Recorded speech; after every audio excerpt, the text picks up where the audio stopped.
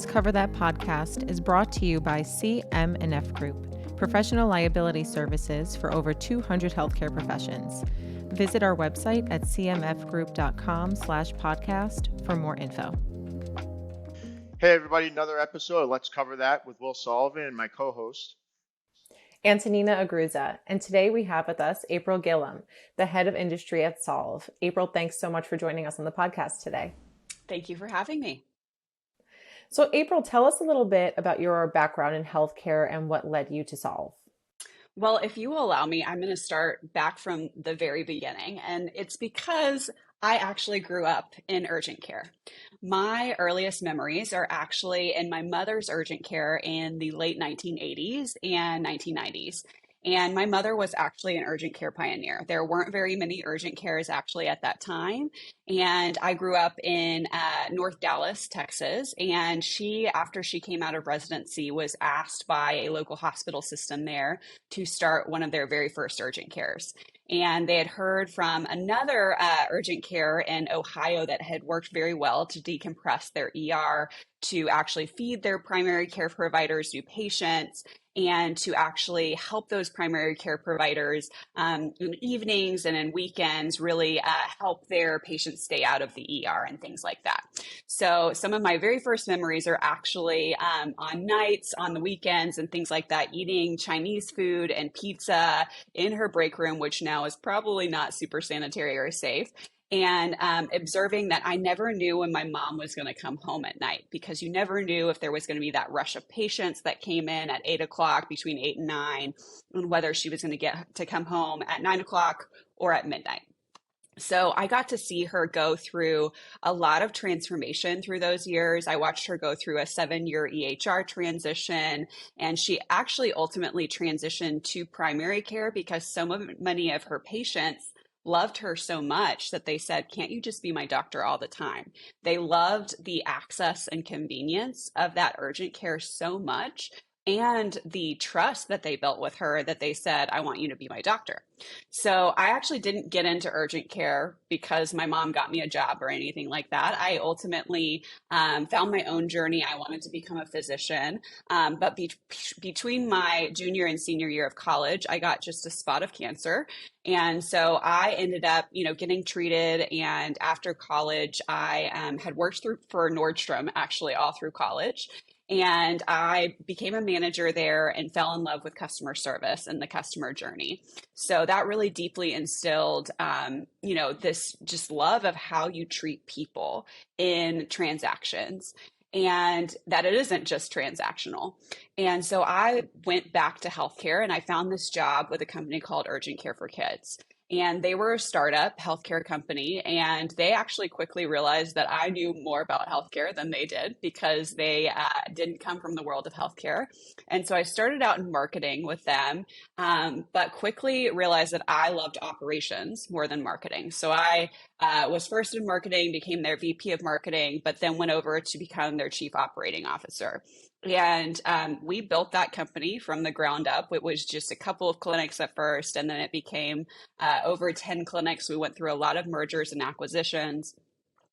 We actually got into telemedicine in 2017. And prior to that, that's where we actually found Solv and started to partner with Solv when they were a startup.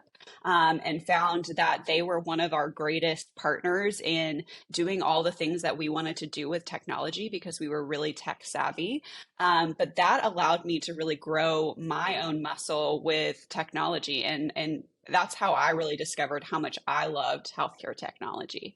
And then when the pandemic hit right before that, we had actually gotten into in-school telemedicine with our very first school district, which was El Paso ISD. And we had started to get into more school districts down in South Texas. But when the pandemic hit, actually every school district in the state of Texas said, hey, we need urgent care for kids and Good Side Health in our schools yesterday. And so we started to proliferate in all these school districts once the pandemic hit. And then once the fall of 2020 hit, the Big 12 and the American Athletic Conference and basically the NCAA said, we have to continue, college football. And so can you come help us do all of our COVID testing? And so then I ended up doing all the COVID testing when I was heavily pregnant in the fall of 2020, which was honestly the biggest blast of my life, but also the biggest stress of my life. And I did that until the day I went into labor on December 17th, 2020. And I did make the decision after I had that baby that I wanted to be able to spread what I had learned through healthcare technology and what I love doing through healthcare technology to other urgent care operators and other healthcare operators across the nation. And so I did decide to go to work for Solv because a lot of what I had done and what I had been able to achieve through scaling operations, through scaling business development, was in partnership with Solv. So I went to work for Solv in late March of 2021, and I have been there ever since. And it has been one of the biggest joys to me to work with urgent care operators across the country and help them scale their businesses the way that I scaled mine. I am still an investor in Urgent Care for Kids and Good Side Health. I believe in what they're doing. And it's just been a joy to be on this journey. An awesome journey indeed. Thank you for sharing all those personal anecdotes. I love it. Um, Give us a quick overview of Solv, of the platform and how users are using it and how practitioners are using it. Yeah, absolutely. So Solv is the number one destination where Americans can find and book same day and next day care. So 100 million Americans are within 5 minutes of a bookable provider using Solv. If you know apps like OpenTable or DoorDash, Solv is essentially like the open table of same day and next day, everyday healthcare. So in 2020, it really catapulted Solv into being the premier destination for consumers to access immediate care. And 62 million visits to solvhealth.com happened in 2020 alone. And so many people, maybe even you guys, have visited Solv Health and used it to find care and book care. So that's really what Solv is. We also help providers, such as myself and many other urgent care operators, be able to scale their operations, be more streamlined, be more efficient, use less resources, be able to transfer data seamlessly into their EHRs. And while thousands of our on-demand care locations are urgent cares, we also have on-demand consumer-driven labs, primary care, pediatric care facilities, and more. Basically, any service care facility that is consumer-driven and on-demand can be bookable for consumers on Solv. Interesting, April. One of the things, just to kind of take a step back into like the genesis of where you come from, is do you see now that you're in Solv, how much in your career trajectory which is fascinating. Do you find you just have such an incredible perspective from a client journey and then also growing up in it? And is that when you're kind of launched into this arena? Is that like the big differentiator you're seeing with yourself, what you bring to the table, but also now, what you continue to build and scale with Solv? I mean, it just seems like so different than coming in from the medical field and then trying to learn what is a customer journey? How does this work? Whether it's the patients, whether it's the providers with the back end support, all these things. It seems super unique in the industry. Yeah.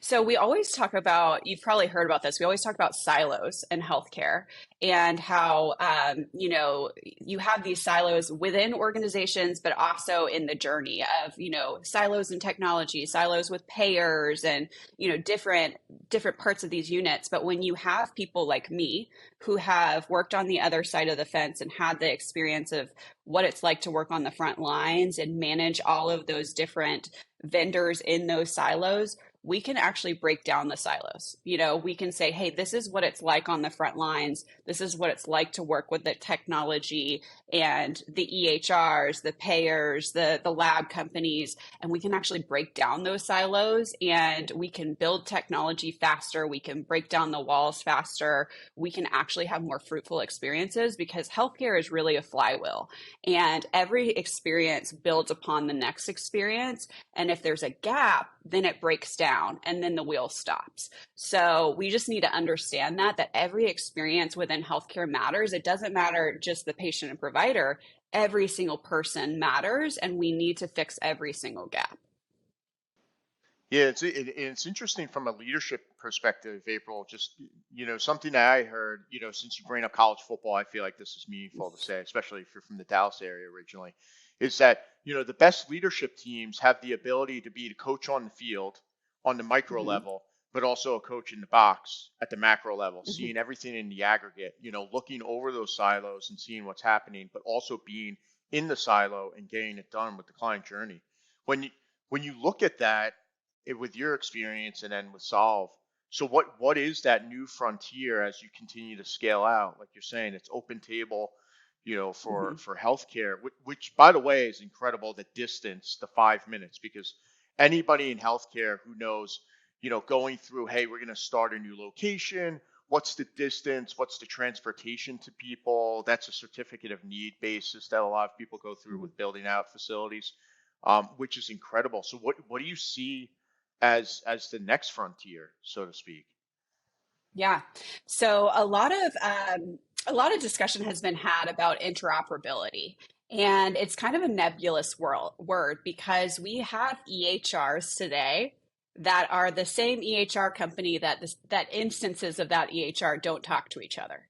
And so we have to really go deep and wide on what it means to be interoperable because, for instance, the CDC, which is like the highest regulatory body of healthcare in America, reports out to us 1 week in arrears. And that's bananas to me because we should be able to report out in near to real time in an interoperable world. Healthcare is still using the fax machine.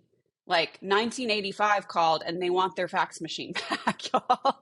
So we have to go again deep and wide on what it means to be interoperable because we should be able to do things in an internet age in near to real time in healthcare. Like we have to fix the whole referral system in and like pre-authorization system in the healthcare world because for instance like as a cancer patient there's a chicken and the egg thing that happens to even get a diagnosis for cancer and the testing for cancer.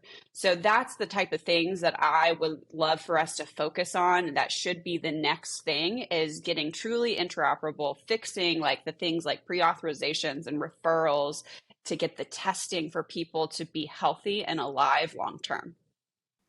Absolutely. I think that to that point, there's just so much going on in healthcare and technology is really taking off. And there's so many opportunities out there for partnerships with organizations like yours and so many of the other ones that we've had on our podcast.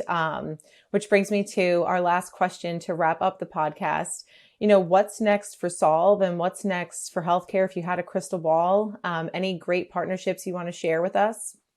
Yeah, if you allow me to, I want to get into just like a few points about the current state of urgent care to be able to inform that answer.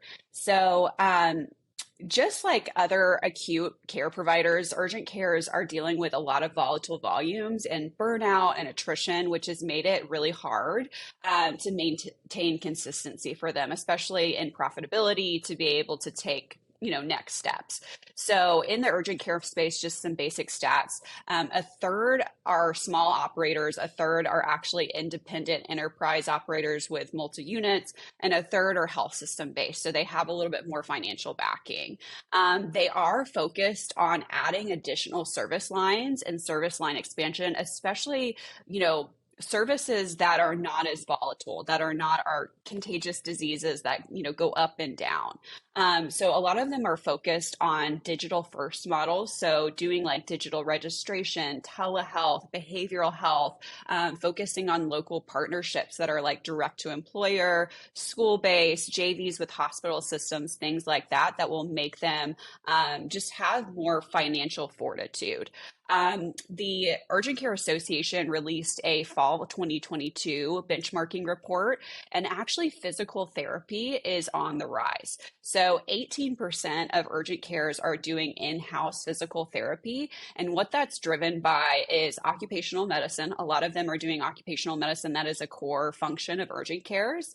The majority of urgent cares who are non pediatric, about 8% of urgent cares are pediatric, are, they're doing doing that because of occupational medicine. And then about 85% of urgent cares offer radiology services, and majority of those are driven by injuries. Right now, a lot of radiology services are also driven by chest x-rays as well because of respiratory season. But that is a big service line expansion piece, is doing physical therapy. And why physical therapy matters is because it allows that patient to be retained in high lifetime value. And also it allows that patient to trust that urgent care and have repeat visits that are not just that first acute visit. And then the last thing that is kind of what is next for urgent care is, I'm sure that you've heard that in 2023, the CMS RVU rates are actually going down by 4.5%. And this is actually pretty disappointing because, of course, we're going into a recession, but we still have, costs going up, supplies that are going up. So providers are getting paid less for patients that actually have higher A&M codes and are more acute. And so that is a problematic thing for urgent cares. So they are really trying to push back against that, but it does not look like that is going to happen. The other thing that is happening is that the telehealth public health emergency measures are expiring January 11th. They don't know if they're going to extend that by another 30 days, but that is something that is definitely on the horizon for urgent care operators. So with lower net revenue per visit, that causes tighter profit margins. And so it's very important for these urgent care operators to be constantly expanding their service lines for financial fortitude. And that's really what's next for urgent care operators. Really amazing stuff, April, and really great insights into the urgent care world. We're so excited to see what happens next for Solv and for your careers. So thank you so much for joining us today.